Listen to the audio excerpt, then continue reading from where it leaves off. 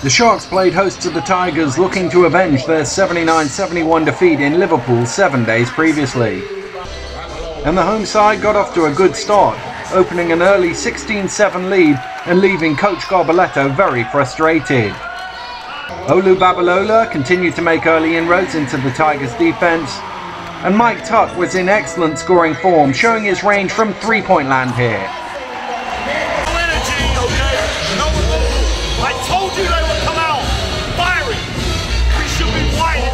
Sharks though would stretch their lead to 28-15 at the end of one. Trailing by 15, Sam Cricelli set about helping the Tigers back into the game, and Miles Hessen hit from behind the arc to narrow the gap to 34-23. Jimmy Langhurst's light Tuck was in great scoring touch, finding his way to the basket on this one. Tuck looked to have secured an easy board off Aliu's missed triple, but Hessen picked his pocket for the lay-in. Cricelli's triple had the deficit into single figures with 3 minutes to go to the interval. But Sheffield still looked like taking a double-figure lead into the locker room. Hessen's triple rimmed out, but Cricelli tipped back in on the buzzer to make it 48-39. Third quarter though belonged to the Sharks. Jimmy Langhurst here with one of his perfect 6 3-pointers. Ryan Patton wasn't going to miss out either, as a 12-4 run made it 67-50 to the Sharks. Cricelli offered some resistance for the Tigers with his 29 points, but Mike Tuck was to lead all scorers with 33 points and 14 rebounds. Miles Hessen showing his strength going to the basket with this Blake Griffin impression.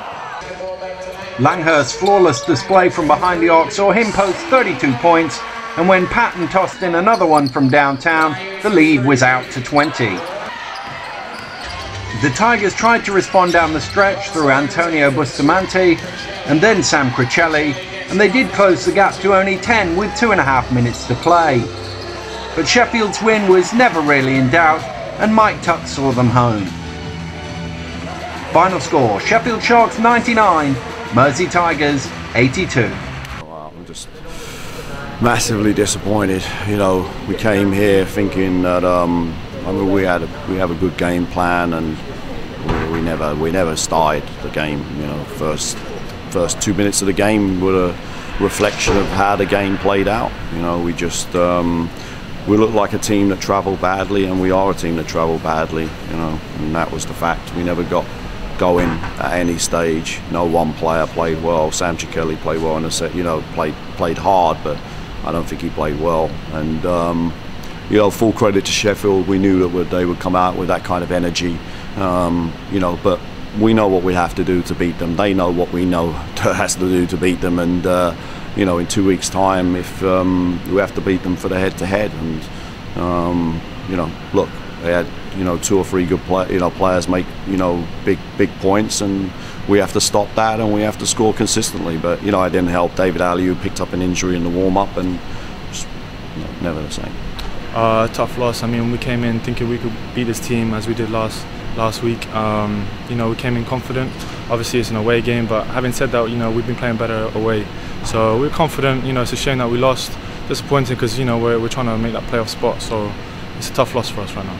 Yeah, you know, we went up to Mersey last week and lost a tough game to them. So tonight we you know, it was just a revenge game for us, and just to prove that, you know, we're the better team and we can beat them.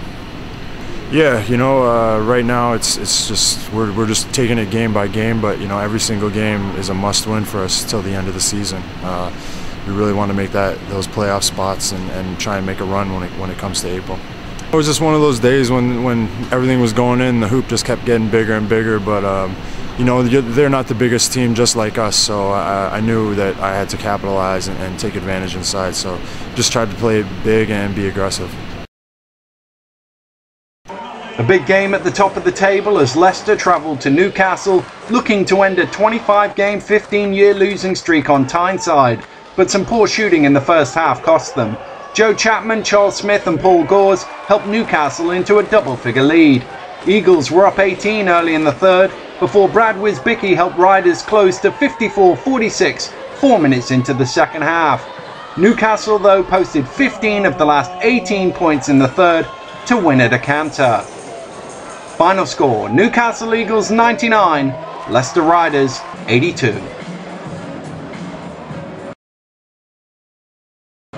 The Geordies were looking to consolidate their position at the top of the table with the short trip to Durham, but it was the home side who made the early running, leading by as many as 5 in the first period. Newcastle found their touch in the second, however, and 6 3-pointers in 4 minutes, 3 of them from Paul Gores, saw them into a 58-42 lead. Mario Flaherty had the gap down to 7 early in the second half, but a 12-3 finish to the third by Newcastle had them 81-63 in front and on their way to yet another win. Eagles 13 of 23 from behind the arc. Final score: Durham Wildcats 82, Newcastle Eagles 97. Riders also back in action on Saturday night as they hosted Guildford. Both squads a little light on the inside, with Frank Holmes suspended and Brett Royster out with the ankle injury picked up at Newcastle. Barry Lamble though picked up the slack for Leicester, and they led by 14 after only 7 minutes. Guildford briefly got it back to single figures, but runs of 10-1 and 12-2 had Leicester 20 up by half-time. The lead peaked at 30 in the third as Riders posted their highest score of the season. Final score: Leicester Riders 106, Guildford Heat 80. Here's how things stand in the BBL Championship table after the weekend's action. Newcastle 4 points clear of Worcester, but 3 fewer defeats than all 3 of their nearest rivals. Glasgow dropped back a bit in their top 4 ambitions, and now have Sheffield breathing down their necks. Guildford and Milton Keynes are tied for 7th in the playoff berths, but Cheshire have 2 games in hand, whilst Mersey are 4 points out. Coming up this week in the BBL, another massive game in the playoff race in Liverpool as the Tigers host Guildford. Leicester try once again to end their Newcastle jinx as they look to derail the Eagles' Championship Express, whilst Plymouth play host to Cheshire. On Sunday, another biggie in the playoff battle sees North West rivals Cheshire and Mersey go head-to-head. Riders Northern Double sees them in Glasgow, whilst there's a key game for the Lions and the Sharks in Milton Keynes. All that in the Championship, whilst down in the southwest the first leg of the BBL Trophy final takes place between the Raiders and the Eagles. Ticket information for all this weekend's games is available at www.bbl.org.uk.